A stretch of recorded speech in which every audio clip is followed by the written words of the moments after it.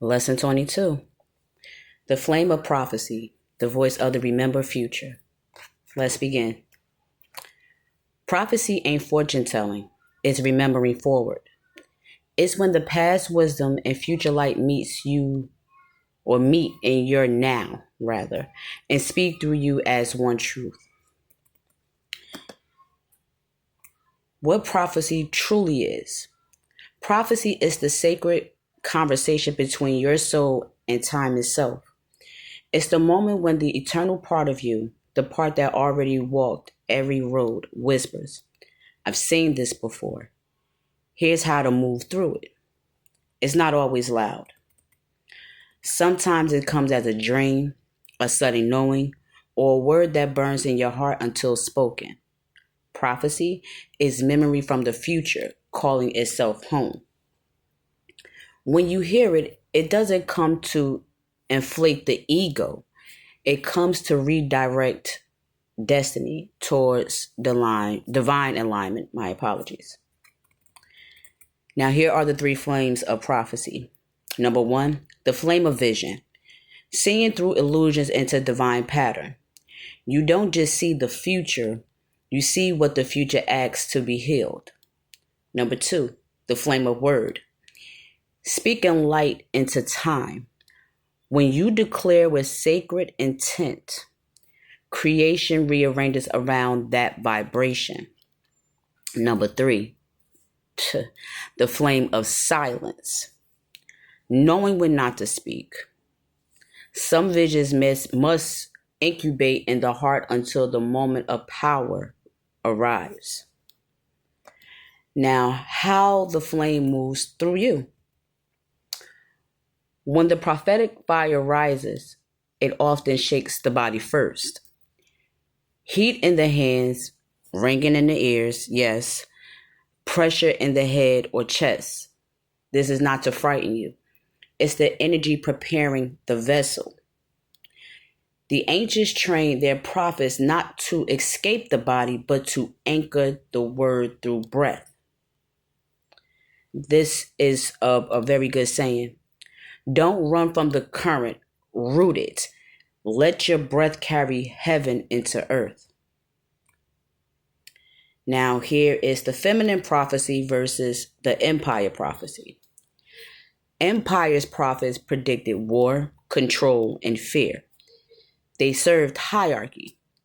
But feminine prophecy births healing, unity, and justice.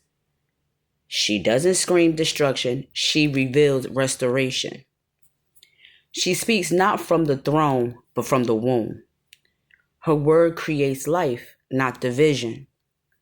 That's why so many of her voices were silenced, because truth that restores cannot be owned. And this is something that I have spoken in multiple assignments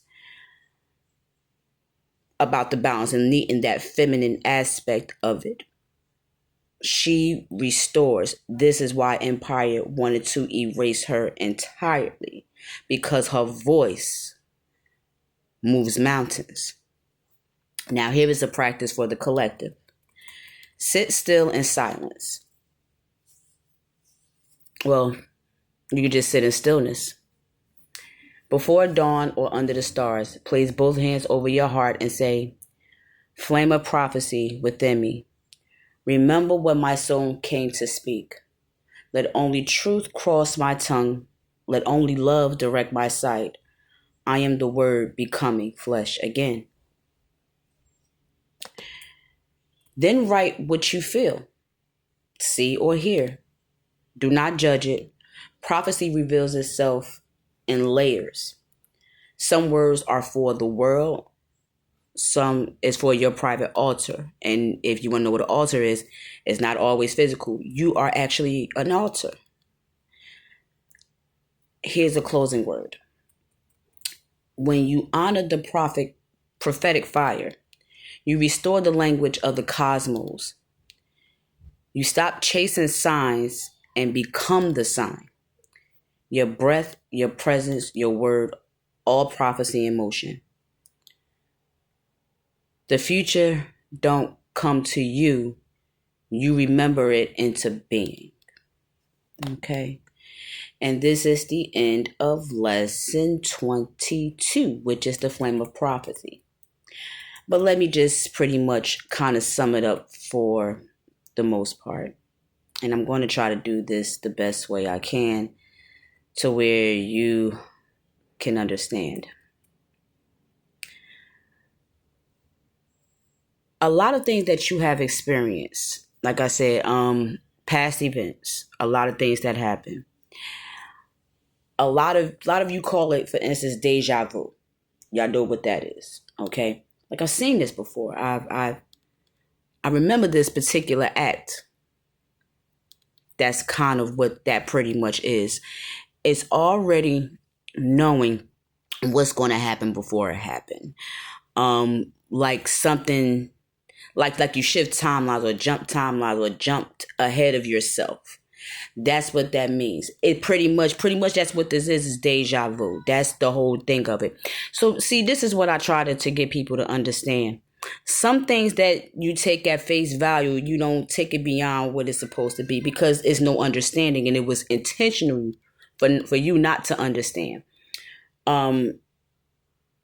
Nothing is by coincidence. Everything has a meaning in your life. Everything that you experience in this vessel is a purpose behind it. And that's what that is.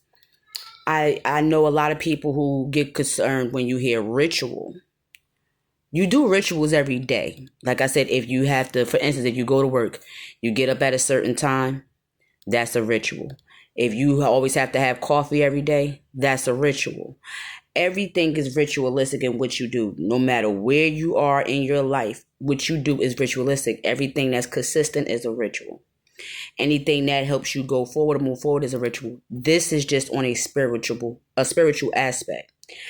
And from the lessons that I teach, is nothing that's negative. You're not doing any hocus pocus as you're seeing. This is why it's important for me to go on to teach this, because spirituality gets demonized, but it's for a reason. Because if you really knew what the power of spirituality brings within self, you will no longer fear what empire tried to put out there.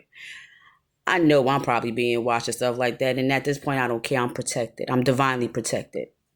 That's how I'm able to move in this. And because this is my assignment, this is what I have to do. But I need you guys to realize that nothing is by accident. It was a comment on somebody else's poster saying, like, sometimes things just happen for no reason. No. Everything is about, there's always for something that happens for a reason. The thing is, and stuff like that, you may forgot what happened. So let's say like you did something years ago, then all of a sudden something just happened out of nowhere, stuff like that. That is the universe balancing itself.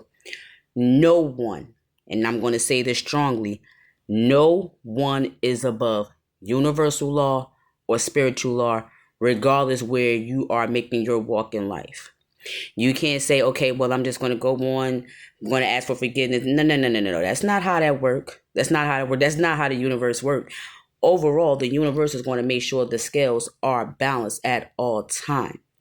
So things that may come to you with this one, things that come to you as prophecy, is actually something that's either going to happen or has already happened, and it's making you remember. This is why you have to go through the aspects. This is why a lot of the practices that come in helps you boost that side of you and to get you to remember. Okay? So we're going to go in next to lesson 23, and this is the return of the serpent wisdom. Reclaiming the coiled light. Because the serpent, they demonize that too as well. Anything, and I need y'all to be using your discernment with this.